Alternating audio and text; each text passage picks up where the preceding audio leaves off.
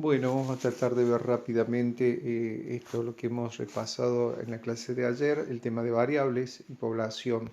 Variables, dijimos, son los datos que varían de un elemento a otro, que analizamos, por ejemplo, el sexo, la edad, son datos que van variando en la población. Hay muchos más ejemplos, solo damos esto nada más. Dentro de las variables podemos decir que se subclasifican, hablamos de categorías, por ejemplo, si decimos variable sexo, la categoría varón, mujer, eso nos permite entender a nosotros, organizar la información en definitiva. Si decimos profesión, podemos decir categorías, profesión enfermero, médico, maestro, ¿está? Entonces, ven las categorías nos permiten organizar a la variable o distinguir. Eso también nos organiza la información. Las variables son como cajas que nos permiten interpretar también la realidad, hacer un análisis profundo o descubrir relaciones. Las variables pueden ser cuantitativas, cualitativas. Cuantitativas vimos que eran discretas, continuas. Las cualitativas hay clasificaciones sobre ellas, ordinales, nominales. Acá lo importante es que ustedes distingan que en las cuantitativas estamos hablando de cantidades, se pregunta por el cuánto, y cualitativas por cualidades, por cuáles, ¿no? La pregunta sería que nos ayuda a encontrar esas variables. Ejemplos de variables cualitativas: el miedo, el hambre, la belleza, ¿no? La edad, por ejemplo.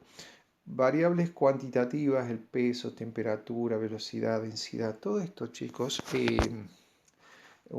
cuando uno se pregunta, hace esa pregunta cuánto, ya nos ubica en este tipo de variables. Recuerden que dentro de las variables nosotros podemos subclasificarlas en categorías.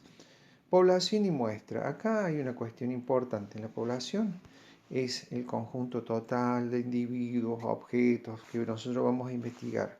La muestra es una parte. Tomar una parte se llama muestreo. Para que un muestreo sea, digamos, correcto, adecuado, científico, tiene que ser representativo. Para que sea representativo, ¿qué quiere decir representativo? Que nos permita acceder a la realidad tal como es, ¿no? Que nos muestre una foto o una imagen de la realidad cercana. Esto uno lo puede ir como infiriendo, ¿no? Por ejemplo, si yo voy a investigar cuántos hinchas de Talleres hay en Córdoba, y si me voy a Barrio Alberdi, ahí voy a encontrar muy pocos.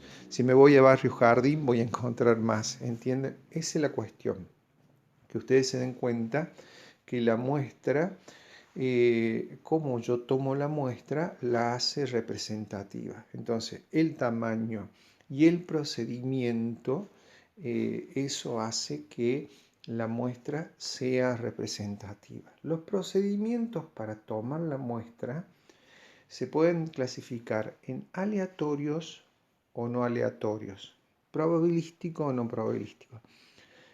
Aleatorio sería cuando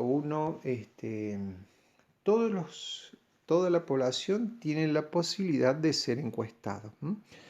Y no aleatorio es cuando no todos tienen la posibilidad, sino que quien investiga según sus posibilidades o según su comodidad elige a quién hacerle la encuesta. Vamos a ver un caso. Yo pienso en Villa Libertador, hacer una investigación en Villa Libertador, pero ¿cuál es el detalle? Villa Libertador tiene 35.000 habitantes, y los que están, yo quiero investigar sobre qué piensan los vecinos sobre los concejales o legisladores de la ciudad de Córdoba. Hay 15.000 habitantes que están habilitados para votar. Estoy imaginando esto, es un ejemplo. Muy difícil hacer esa investigación porque no tenemos los recursos, ¿sí?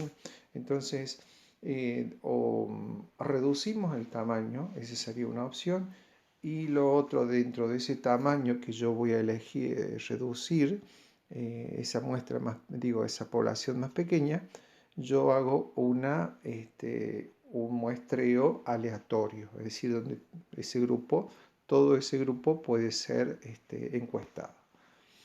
Eh, Puedo concluir, si yo hago una encuesta a 10 personas adultas en Villa Libertador sobre este tema, ¿puedo concluir que todos piensan así? No, ¿por qué? Porque la muestra no es representativa. Entonces, el procedimiento de muestreo nos permite acceder a la opinión general, pero hay que tener en cuenta esas dos cualidades que dijimos antes para que sea representativa.